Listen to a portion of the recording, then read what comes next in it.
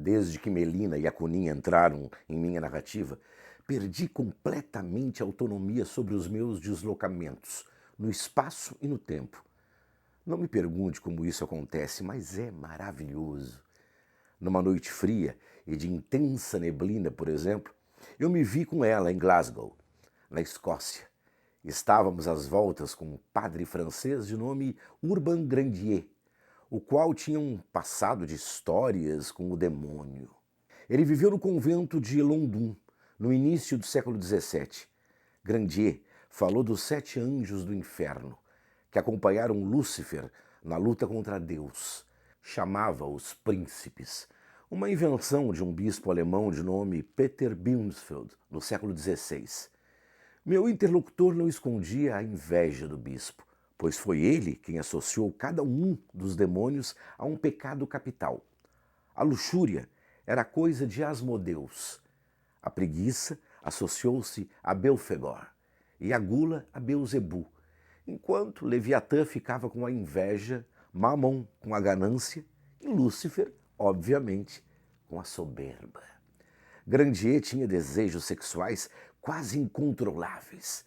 Eu descobri um documento nos seus aposentos descrevendo, em latim, o seu pacto com o demônio. Ele dera a alma ao diabo sob a condição de receber permissão para ter todas as mulheres que desejasse. Com isso, ele violentou dezenas de freiras e acabou na fogueira da Inquisição. Minha conversa com o Grandier foi bruscamente interrompida quando ele resolveu ir atrás de uma bela mulher que entrava na Catedral de Highkirk de Glasgow. Ele não retornou, mas eu despertei em meio a uma forte ventania sendo projetado no espaço. Quem me salvou foi um homem de nome Gilles de Rais, que surgiu sei lá de onde. Soube depois que Gilles foi um dos tenentes do exército de Joana d'Arc e um dos assassinos mais cruéis de sua época. Depois da morte de Joana, ele retornou a Nantes. Gilles de Rais reunia adeptos em rituais de magia negra em seu castelo. Ele adorava o diabo e submetia suas vítimas às mais sofridas experiências. Foi condenado a arder no fogo em 1440. Não obstante suas características, Gil conhecia profundamente a Bíblia e me explicou que nela utiliza-se uma linguagem basicamente metafórica. Há fatos históricos, é claro, mas o seu caráter doutrinário é dominante. Segundo Gil, talvez Galileu Galilei tivesse um destino menos dramático, se tivesse adotado um olhar menos factual e mais interpretativo em relação às mensagens dos livros sagrados. As distorções interpretativas sobre os textos bíblicos podem produzir consequências históricas terríveis. Sigmund Freud, que nasceria muito tempo depois e, segundo Akunin, era meu parente, dizia que a religião foi usada como um sistema de controle para o comportamento humano. No sentido antropológico, foi um mal necessário à sobrevivência da nossa espécie.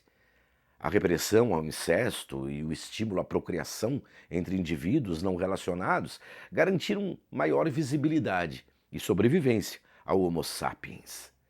A despeito do seu histórico demoníaco, Gilles de Rais pareceu-me um tipo interessante. Ele possuía uma visão histórica da qual eu compartilhava.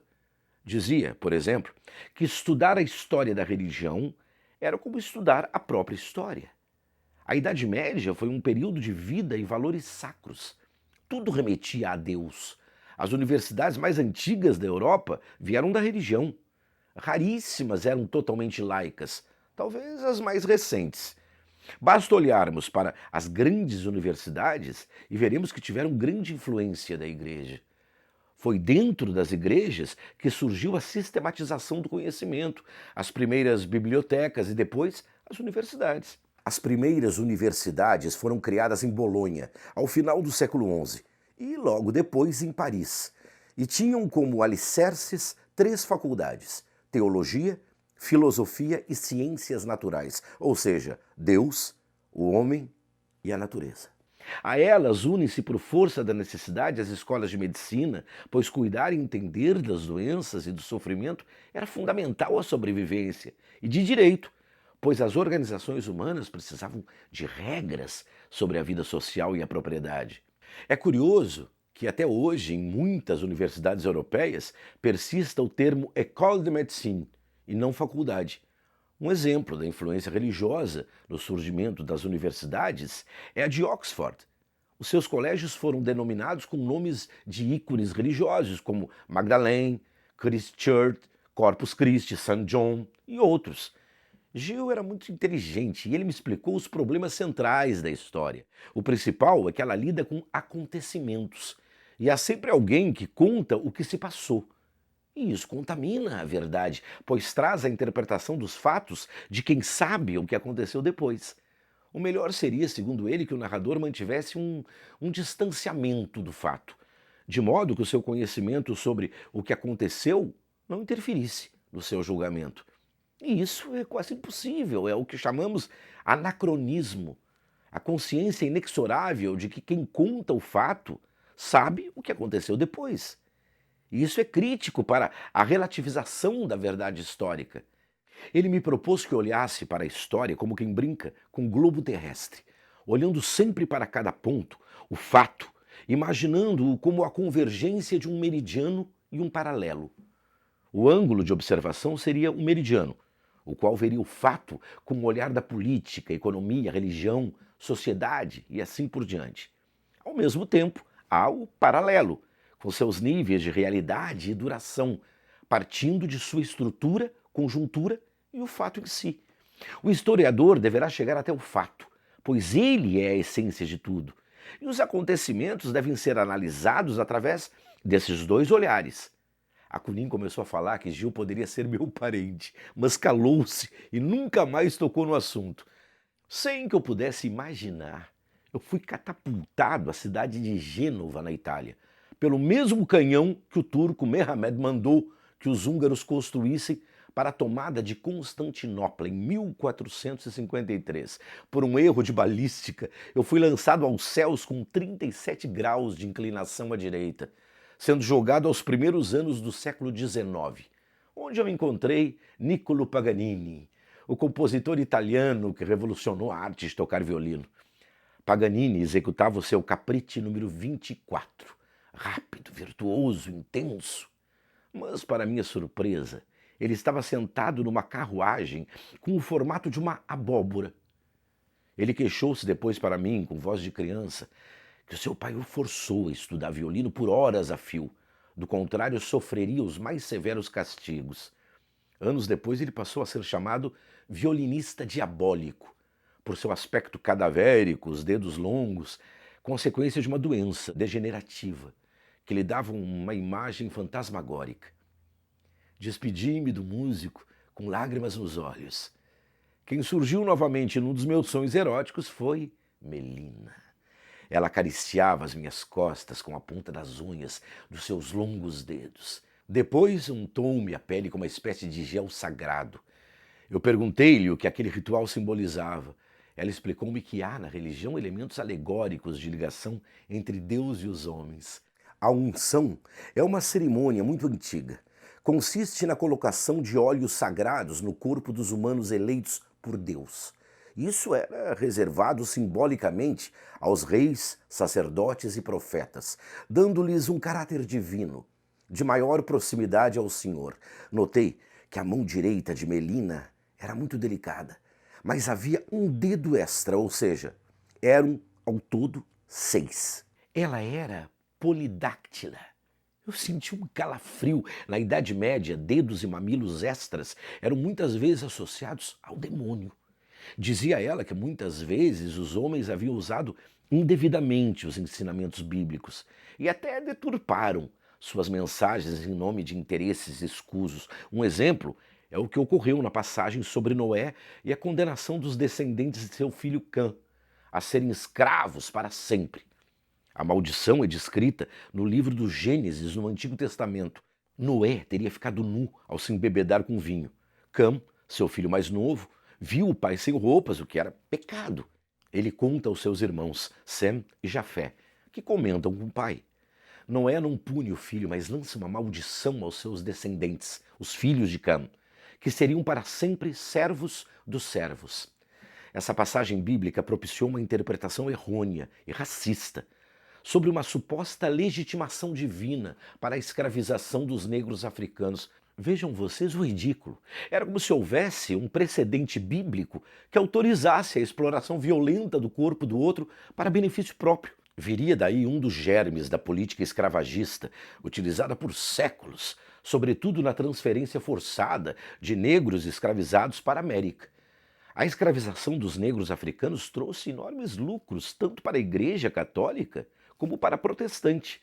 E a ordem dos jesuítas e muitos exploradores fizeram fortunas com o trabalho humano gratuito dos negros amaldiçoados.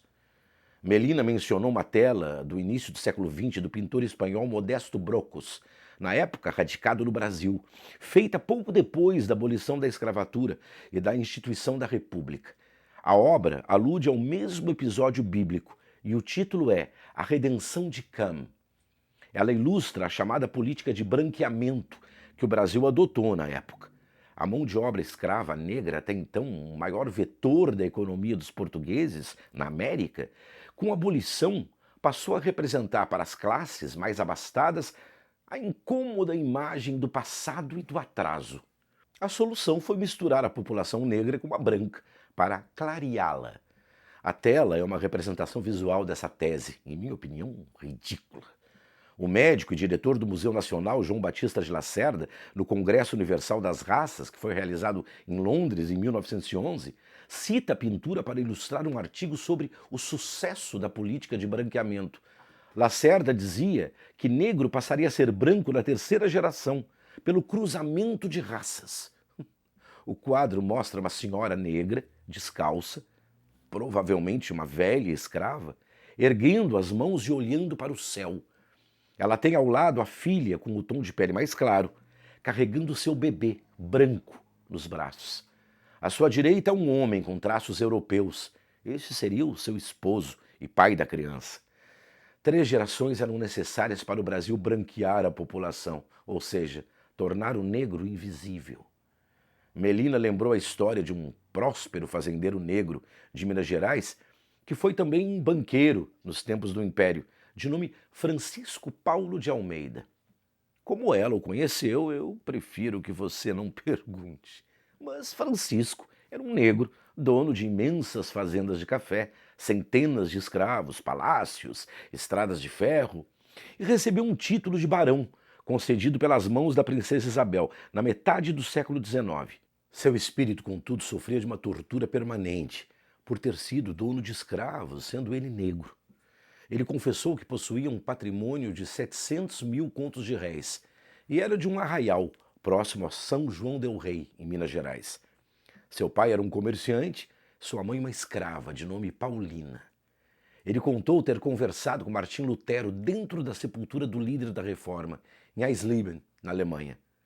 Lutero teria dito que muitas interpretações sobre os ensinamentos da Bíblia deveriam ser revisadas. Neste exato momento, um raio me atingiu o peito. Eu caí, mas não morri. Quem surgiu para me acudir, não sei de onde, foi Quasímodo, o corcunda de Notre Dame. Eu sabia sobre o personagem pela obra de Victor Hugo, que eu li na adolescência.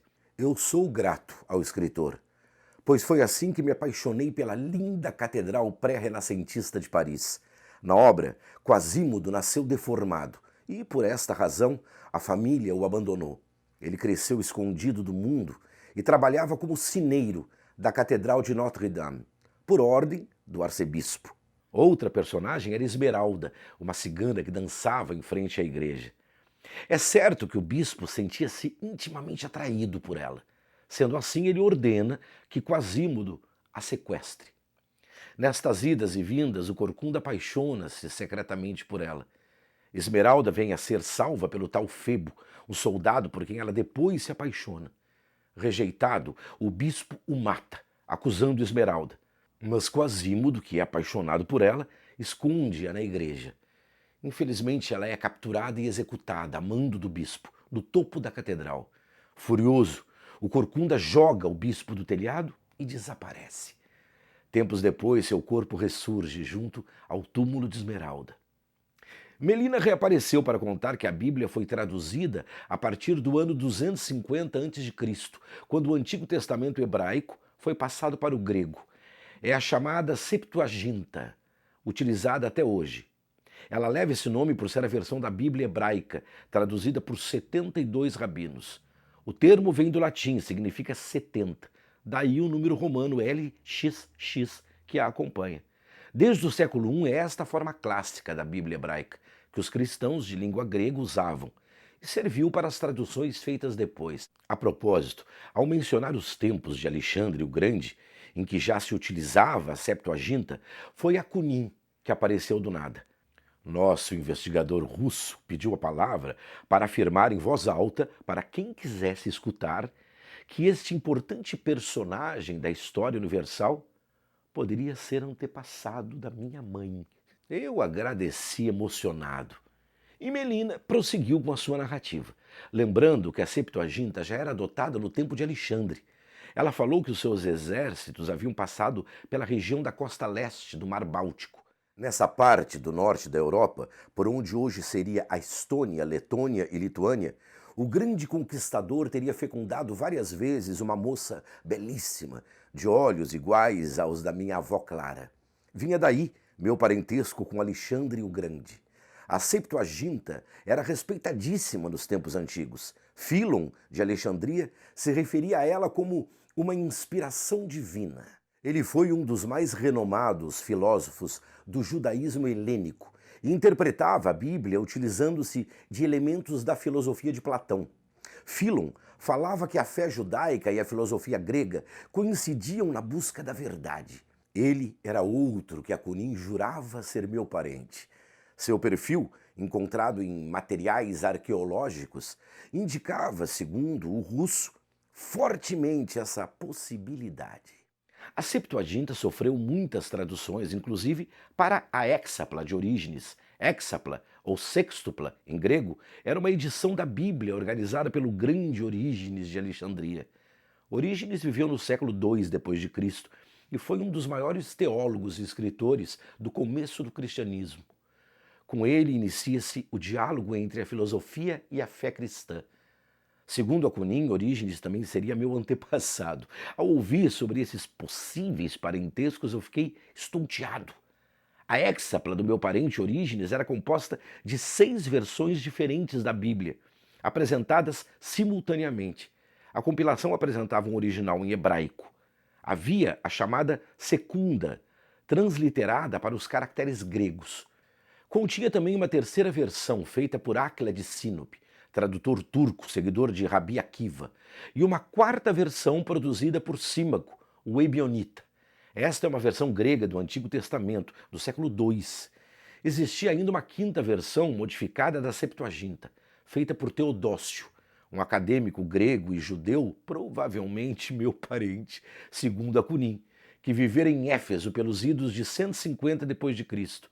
E por fim existia uma sexta versão da Bíblia não modificada e elaborada por ele mesmo, Teodócio, a qual teria traduzido da Bíblia hebraica para o grego antigo.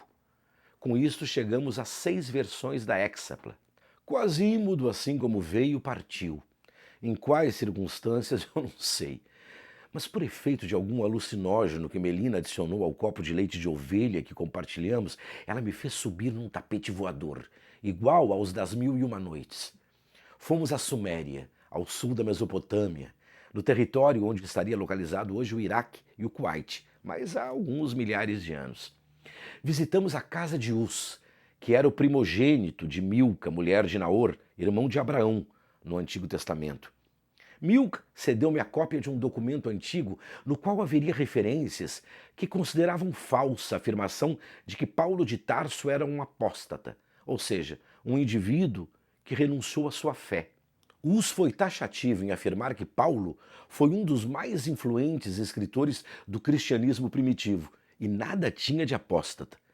Mas o principal motivo de nossa visita à Suméria era porque o investigador russo insistia que Paulo era meu parente. Na mesma tarde, no mesmo delírio, Melina apresentou-me aos gêmeos não idênticos da Bíblia, Esaú e Jacó, filhos de Isaque e de Rebeca, netos de Abraão, como diz o Gênesis. Os gêmeos estavam sentados na porta da Galeria degli Uffizi, em Florença. Jacó seria também personagem de um belo poema de Camões, o qual conta que quando ele foge de Esaú para a casa de Labão, apaixona-se por sua filha Raquel, serrana e bela, e a ela só por prêmio pretendia. O poema conta que Labão, por picardia, não lhe dá Raquel, mas Lia. E Jacó, que já havia trabalhado 7 anos, não tem alternativa, salvo trabalhar outros 7 para ter o direito de casar-se com sua amada. No poema ele suspira: para tanto amor, tão curta vida. Afinal, teria de esperar 14 anos. Esaú me informou que, segundo o livro do Gênesis, Isaac orou ao Senhor por sua mulher, que não podia lhe dar filhos. Deus atendeu ao seu pedido e ela concebeu 2 crianças. Ele foi o primeiro, o ruivo, e o chamaram Esaú. Depois surgiu o outro agarrado ao seu calcanhar e eles o chamaram Jacó. Foi ele, Esaú, quem passou a me explicar o que havia naquele famoso museu florentino. Lá estava a famosa obra de Botticelli, O Nascimento de Vênus. Ela, linda, com seus longos cabelos dourados, posando em pé sobre uma concha. O irmão Jacó meteu-se na história, explicando-me que o prédio era de 1560 e havia sido construído por Giorgio Vasari, por encomenda de Cosimo I de Médici, para ser a sede de gabinetes administrativos na cidade. Nos séculos XVI e XVII, seriam adicionadas a Sala dos Mapas Geográficos, que descrevia os domínios dos Médici em Florença, Siena e Ilha de Elba, e a Sala da Matemática, que continha instrumentos científicos considerados inovadores. Esaú, com ciúmes da eloquência do irmão, completou que Vitória de Urbino, esposa do grão-duque Francesco III, acrescentou obras maravilhosas de Tiziano, Rafael e outros ao acervo. E Cosimo III traria depois várias obras de Rubens e a Vênus de Médici, uma escultura grega. Ao fim da dinastia dos Médici, a Galeria degli Uffizi manteve seu acervo com a ajuda de Ana Maria Luísa de Médici, que deixou tudo à família Lorena, que também colecionou obras de Giorgione, Dürreau e Dupré. Ao olhar para os gêmeos sentados na entrada do museu, eu me lembrei do nosso bruxo do Cosme Velho, fundador da Academia Brasileira de Letras, o grande Machado de Assis. Meu parentesco com Machado será mencionado por Acunim mais tarde, nesta narrativa. Mas ele escreveu a obra intitulada Esaú e Jacó, alguns anos antes de morrer. Machado fazia alusão aos gêmeos da Bíblia, inimigos desde o ventre de Rebeca, como diz no Gênesis. No livro, a trama se passa no século XIX e o protagonista chama-se Conselheiro Aires.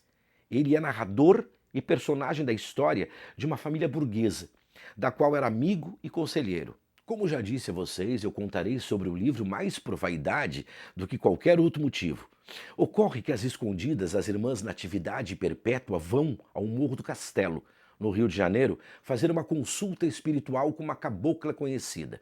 Elas estavam preocupadas com o futuro dos gêmeos da primeira, de nomes Pedro e Paulo, e com 1 ano de idade. A entidade profetiza que os dois serão grandes. De fato, eles crescem iguais fisicamente e ficam grandes, mas completamente distintos. E são inimigos. Talvez o único interesse comum dos gêmeos seja a disputa pelo amor de Flora, filha de um casal amigo da família. A moça, por sua vez, gosta dos dois. Seu amor por Pedro e Paulo é sincero e testemunhado em suas conversas com o conselheiro Aires, que funciona como elo entre os personagens. O texto é cativante. Eu recordo que eu preparei para uma discussão de literatura nos meus tempos de ginásio. O pai dos gêmeos era um diretor de banco. Machado mostra-se atento aos acontecimentos políticos da época, revelando um Brasil que passava da monarquia para a república. Pedro fazia um tipo conservador e pessimista, enquanto Paulo tinha grandes expectativas com a república. Flora, por sua vez, era indecisa, como talvez fosse o caso da maioria dos brasileiros. O final do livro é muito interessante, com uma reflexão sobre o sentido da vida. De volta à visita ao museu, o gêmeo Jacó, sempre mais dócil e calmo que o irmão, mostrou-me a sala da tribuna, a mais antiga da Galeria degli Uffizi, ricamente decorada com esmaltes e conchas, simbolizando os 4 elementos: terra, ar, água e fogo, típicos da Renascença. Explicou Jacó que as salas da Idade Média abrigam obras de Giotto e Bonaccenha, e outras de Siena e Florença, como a Adoração dos Magos, de Gentili da Fabriano. E havia também as salas renascentistas e a sala de Botticelli, onde está a Primavera, e a já aludida obra O Nascimento de Vênus. Esaú e Jacó, num dueto, lembraram que havia também a sala de Leonardo da Vinci, com a sua Anunciação, e a Adoração dos Magos. E sem falar das obras de Michelangelo, Tintoretto, Caravaggio. Melina soltou uma gargalhada, lembrando aos gêmeos que eles não estavam ali para competir, mas sim para explicar-me sobre a Bíblia. Eles então disseram que os livros sagrados são divididos em duas partes, o Antigo e o Novo Testamento. No primeiro, disse Esaú, há a história do mundo, desde a sua criação até a volta dos judeus do exílio, no século IV a.C. Os católicos e cristãos ortodoxos consideram 2 séculos além dessa data. Jacó completou dizendo que o Novo Testamento descreve a história de Jesus Cristo, seus ensinamentos em vida, após a sua morte e depois da ressurreição, ou seja, durante o século I depois de Cristo. Os dois falaram que até o século XIII a Bíblia não havia sido dividida em capítulos. Foi um cardeal de nome Stephen Langton quem resolveu dividi-la, e no século XVI, Robert Stephanus a desdobrou em versículos. Feitos esses comentários, os gêmeos, Esaú e Jacó, sumiram, estouraram, virando fumaça, como se fossem 2 balões. Melina nem deu atenção ao estouro e continuou. Minha Jezebel disse que a história dos gêmeos nem se compara com Caim e Abel. A história dos dois seria uma metáfora sobre o controle da nossa violência animal, instinto que desune e ameaça a sobrevivência da espécie. Segundo Melina, a história de Caim e Abel é parte de um projeto ético de humanidade que a religião construiu. A história era mais ou menos assim. Expulsos do paraíso, Adão e Eva tiveram um filho, chamado Caim, e depois outro, de nome Abel. Certa vez, Caim e Abel apresentaram oferendas a Deus. Caim, frutos do solo que cultivou, e Abel, uma ovelha de seu rebanho. Consta na Bíblia que o presente de Abel teria agradado mais ao Senhor. Enraivecido pelo ciúme, Caim o matou. Deus então o condenou a viver como um errante pelo mundo. Ele parte para o leste do Éden, levando sua esposa. Curiosamente, o termo Abel no hebraico significa fumaça. Muitas dessas metáforas bíblicas são instruções de sobrevivência, encontradas pelo Homo sapiens primitivo, que necessitava frear o instinto de disputa pelo controle sexual das fêmeas do clã. E isso começa com o próprio pai, na disputa pela mãe e pelas irmãs. Ao mesmo tempo, é necessário garantir uma vida sem grandes tensões com os demais machos, pois a caça e a proteção dependiam do trabalho em grupo. Eu lembrei que Sigmund Freud, na obra Totem e Tabu, descreveu em detalhes as dinâmicas psíquicas enfrentadas pelas primeiras comunidades humanas e que persistem em nosso inconsciente. O resto da conversa entre mim e Melina eu esqueci completamente. Quando despertei, ardia em febre num hotel da cidade de Medina, na região de Hejaz, na Arábia Saudita. Ela estava com seu corpo de sereia e me prescreveu um chá de salicílium. Depois mandou 2 porcos que falavam fluentemente o árabe chamarem um médico. Eles trouxeram o reconhecidíssimo clínico geral italiano Cesare de Santi, com sua longa cabeleira grisalha e a barba igualmente prateada.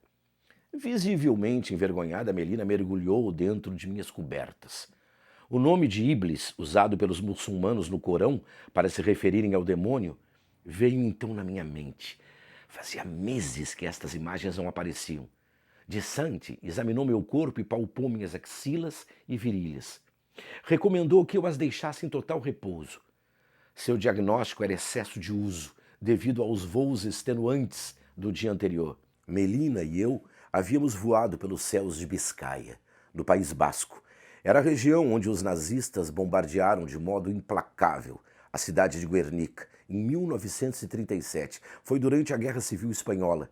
A destruição da cidade inspirou Pablo Picasso a pintar seu famoso painel, em cores branca, preta, cinza, e alguns traços de um quase marrom que remetia ao fascismo.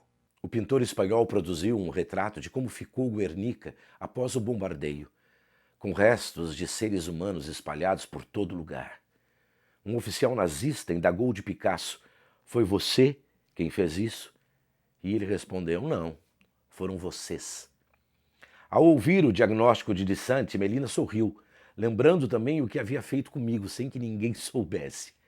Quanto às virilhas, era também resultado da minha proximidade com Jezebel. Controlada a febre, quem surgiu para me oferecer uma carona num veículo pequeno e original foi Ferdinando Inocente, o criador da lambreta. Seu invento foi sensação italiana no período após a Segunda Guerra. Em meio à crise, ele viu a oportunidade de produzir este tipo de motociclo. Melina foi amante simultaneamente dele e dos outros dois inventores, Pierluigi Torre e Cesare Pallavicino. Quando Inocente me deixou na entrada do Petit Palais, em Paris, percebi que Melina viajava completamente nua, na carona de Pallavicino. A Cunin me aguardava para a abertura da exposição em homenagem aos 100 anos do início do cinema e aos irmãos Lumière. Enquanto conversávamos num dos salões do Petit Palais, o russo reconheceu Jacques Degain. Ao retornar ao Hotel Daniel, na Rue Frédéric Bastiat, tomamos um chá de Camellia sinensis. Foi quando descobri que Degain não era da nossa época, mas viveu no século XVII. Soube pelo russo que de tempos em tempos ele se transformava num monstro de chifres e olhos faiscantes, que obrigava as pessoas a lhe cozinhar cadáveres. No Petit Palais, Degain estava acompanhado por uma mocinha simpática, de nome Chrétienne, que ele desvirginou no ano de 1624. Em nosso breve encontro, a Cunin falou ao meu ouvido que Degain sabia muito sobre o Antigo Testamento. Questionado por mim, ele disse que a Torá dos judeus incluía somente os primeiros 5 livros da Bíblia hebraica: Gênesis, Êxodo, Levítico, Números e Deuteronômio. Em torno do século VI, um grupo de escribas judeus reuniu os textos sagrados num único escrito. Eles eram da escola de Massorá, que significa tradição na língua dos hebreus.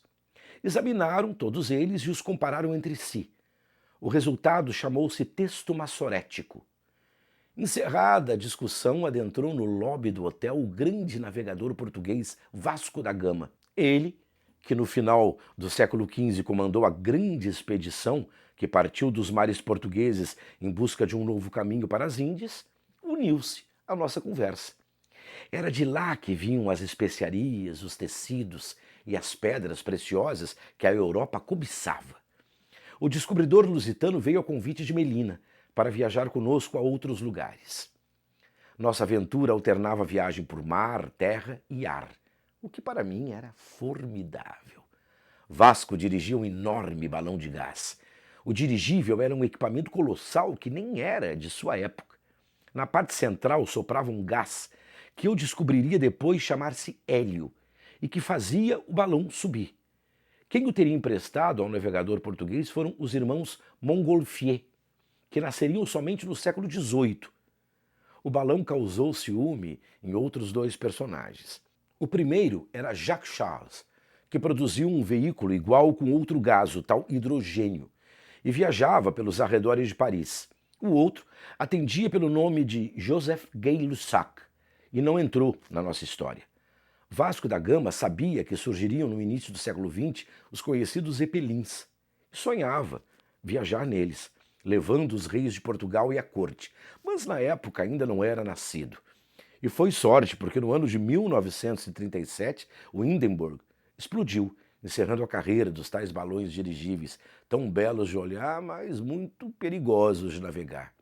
O balão de Vasco da Gama flutuava com grande habilidade. Ele manobrou em plena Place de Vogue, em Paris, deixando-me cair nos braços de uma figura estranha de mulher. Ela atendia pelo nome de Iblis. Eu a havia conhecido quando visitava o túmulo do artista Marc Chagall, no cemitério de Saint-Paul-de-Vence, na Provence. Iblis levou-me a uma das suítes do Le Pavillon de la Reine, situado no número 28 da Place de Vogue. Ela tinha um cabelo avermelhado, a pele tomada por sardas. Era uma linda mulher, mas como Melina, provocava em mim uma sensação de medo. Suas unhas das mãos eram invertidas e a cabeça parecia estar virada em sentido contrário ao corpo, como algumas punições do oitavo círculo do inferno de Dante. Iblis era de uma sensualidade impressionante. A voz era rouca, mas de mulher.